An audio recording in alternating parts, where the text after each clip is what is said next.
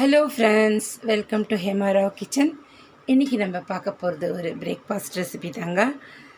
வாங்க நம்ம வீடியோக்குள்ளே போயிடலாம். தேவையான பொருட்கள் பார்த்துக்கலாம். நான் இப்போது 3/4 கப்பு சிறுபருப்பு எடுத்துருக்கேங்க. இதை குக்கரில் போட்டுக்கிற வாஷ் பண்ணிட்டு வந்துடுறேங்க. பார்க்கலாம். நான் இப்போது 3/4 கப்பு சிறுபருப்பு எடுத்தேங்க. இந்த கப்பில் அதை வாஷ் பண்ணி எடுத்து வந்துட்டேன். நம்ம இன்றைக்கி செய்ய போகிறது ஓட்ஸ் பொங்கலுங்க. இப்போ நம்ம இந்த சிறுபருப்பை வேக வச்சுக்கலாம். அதுக்கு தேவையான தண்ணி விட்டுக்கிறேன். எந்த கப்பில் நம்ம சிறுபருப்பு எடுத்தோம் அதே கப்பில் 1.5 கப் தண்ணி விடுவோங்க. ஒரு 3 விசில் விடலாம். ஸ்டவ் பற்ற வச்சிடுறேன். இதில் நம்ம 2 சிட்டிக்கை உப்பு போட்டுடலாங்க. 2 சிட்டிக்கை உப்பு. இந்த பருப்புக்கு தேவையான நம்ம இது போட்டிருக்கோம் உப்பு. சரிங்களா? இப்போ இதை 3 விசில் விட்டு இறக்கிடலாம். 3 விசில் வரட்டுங்க, பார்க்கலாம்.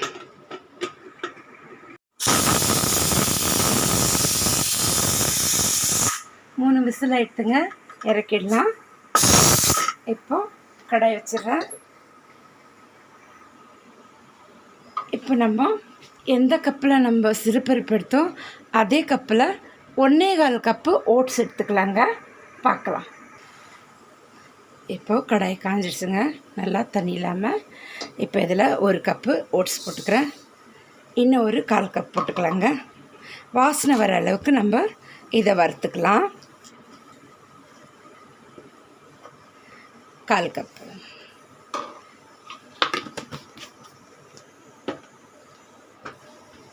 நான் ஃப்ளேம் ஸ்லோவாக தாங்க வச்சுருக்கேன். கொஞ்சம் இப்போ ஹையில் பண்ணலாம். இப்போ இது வாசனை வர அளவுக்கு வறுத்துக்கலாங்க. பார்க்கலாம். நல்லா வாசனை வர அளவுக்கு வறுப்பட்டு எடுத்துங்க இது. இப்போ நம்ம இதில் தண்ணி விட்டுடலாம். ஃப்ளேம் நான் ஸ்லோ பண்ணி வச்சுருக்கேன். இப்போ ஹை பண்ணலாம். தண்ணி விட்டுட்டு ஹை பண்ணலாங்க. எந்த கப்பில் நம்ம ஓட்ஸ் எடுத்தோம் அதே கப்பில் 3 கப்பு தண்ணி விடுவோங்க.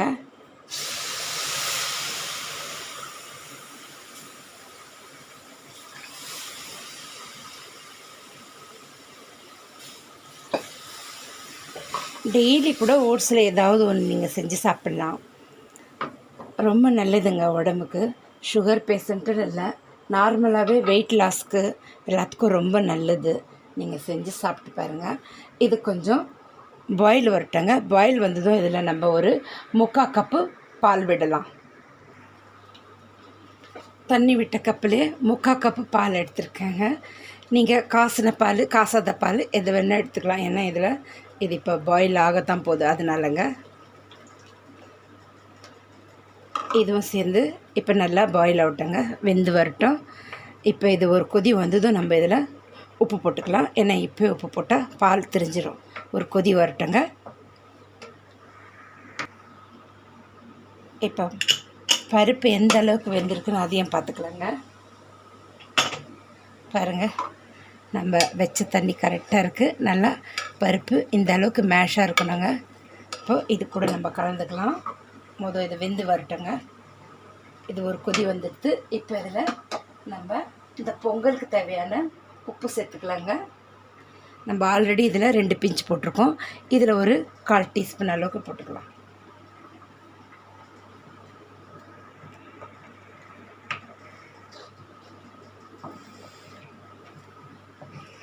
இப்போ இது கொஞ்சம் கொதிக்கிட்டோங்க. ஒரு டீஸ்பூன் மெழுகு எடுத்து நம்ம இடிச்சுக்கலாங்க. பார்க்கலாம். இப்போ நம்ம இதை ஒன்றும் பாதியமாக இடிச்சுக்கலாங்க. ஒரு டீஸ்பூன் போடுறேன். நான் இப்போது இடிச்சிட்டு காட்டுறேங்க உங்களுக்கு.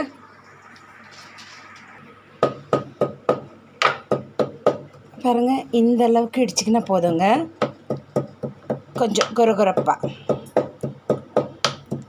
அவ்வளோதான். இதை இடிச்சிட்டு இதில் நம்ம 1 ஸ்பூன் போட்டோம் இல்லைங்களா, ஒரு 3/4 ஸ்பூன் 1/2 ஸ்பூன் பக்கம் இதிலே போட்டுடலாம். கொஞ்சம் தாளிக்கிறதுக்கு வச்சுக்கலாம். அப்போது நல்லா கொஞ்சம் வாசனையாக இருக்கும் இல்லைங்களா, அதுக்காக தான். இப்போ இதை மிக்ஸ் பண்ணிடலாம். இப்போ இந்த பருப்பும் இதிலே சேர்த்துக்கலாங்க.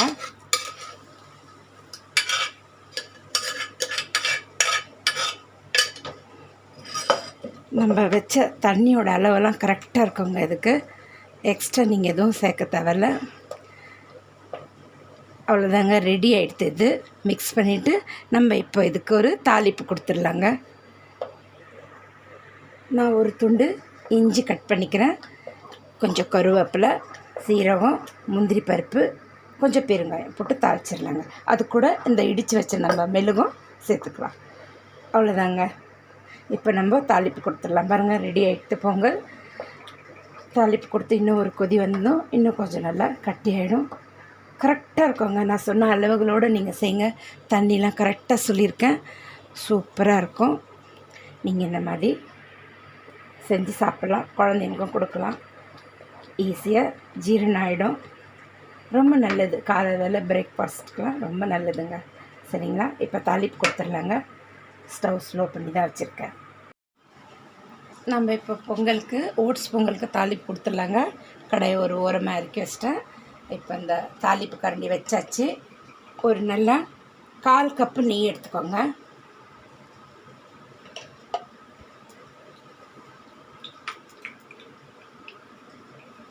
இதில் 2 கரண்டி 1/4 கப்புங்க. இது அளவு வந்து. சரிங்களா? கொஞ்சம் சொல்லட்டா.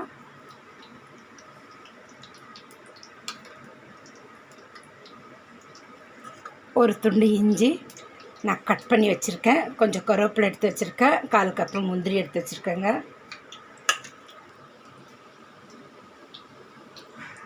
1/2 டீஸ்பூன் சீரகம் போட்டுக்கலாம்.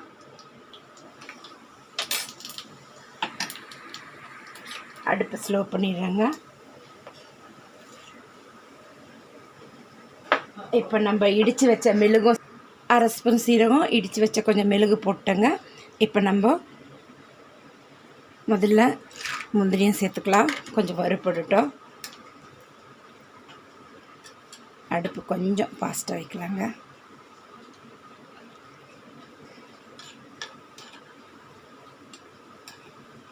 கொஞ்சம் லைட்டாக கோல்டன் வந்து கொஞ்சம் இந்த இஞ்சியும் கருவேப்பிலை சேர்த்துக்கலாங்க. அப்புறம் ஒரு 1/4 டீஸ்பூன் பெருங்காயத்தூள் சேர்த்துக்கலாம்.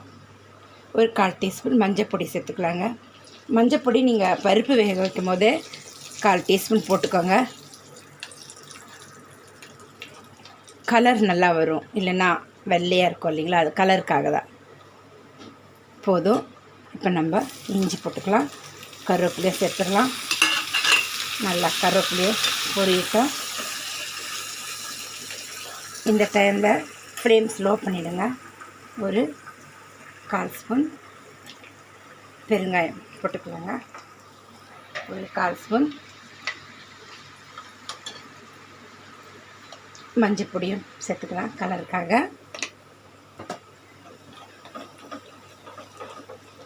பச்சை வாசனை போட்டுங்க. இப்போ நம்ம அந்த கடாயில் பொங்கலில் ஆட் பண்ணிடலாங்க. இதை இப்போ கடாய் இது மேலே எடுத்து வச்சு கொஞ்சம் மிக்ஸ் பண்ணிக்கலாம். இப்போது இதை மிக்ஸ் பண்ணிக்கலாங்க.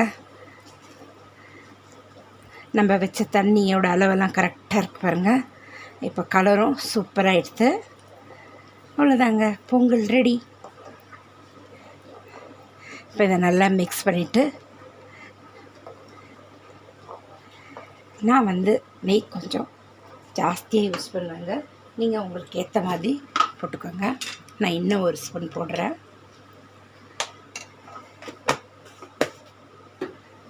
சூப்பராக இருக்குங்க.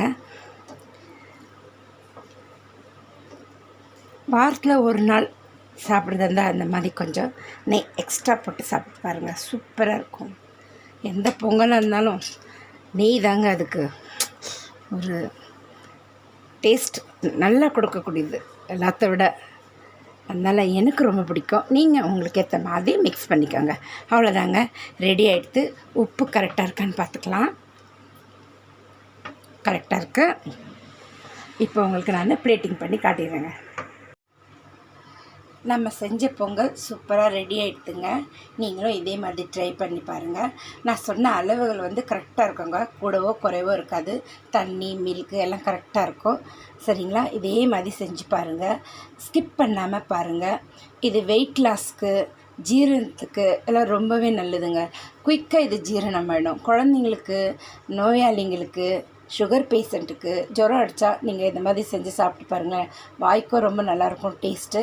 அதே மாதிரி நீங்கள் வாயில் வச்சதும் வழுக்கின்னு போயிடுங்க, அந்த அளவுக்கு இருக்கும். இது ரொம்பவே ருசியானது, டேஸ்டானது. நீங்கள் செஞ்சு பார்த்துட்டு எனக்கு மறக்காமல் லைக் பண்ணுங்கள், கமெண்ட் பண்ணுங்கள், ஷேர் பண்ணுங்கள், சப்ஸ்கிரைப் பண்ணுங்கள், பெல் பட்டன் அழுத்துங்க. அப்போ தாங்க நான் போடுற வீடியோ உடனுக்குடனே வந்து சேரும் உங்களுக்கு.